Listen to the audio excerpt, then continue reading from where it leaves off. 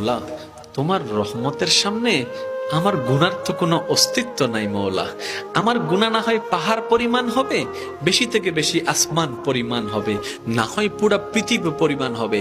তোমার রহমত তো অগণিত, তোমার রহমত তো অসীম, তোমার রহমত তো আনলিমিটেড। এবার রব্বে করিম বলে, তাহলে ঘাবড়াস কেন, তাহলে মন ছোট করস কেন? আরে গুনাহ করেছো তো করেছো, কি হয়েছে? একবার তো তওবার মাধ্যমে আমি রবের দরবারে ফিরে আই। মৌলা, ফিরে আসতে পারবো তো? দরজা কি খোলা আছে?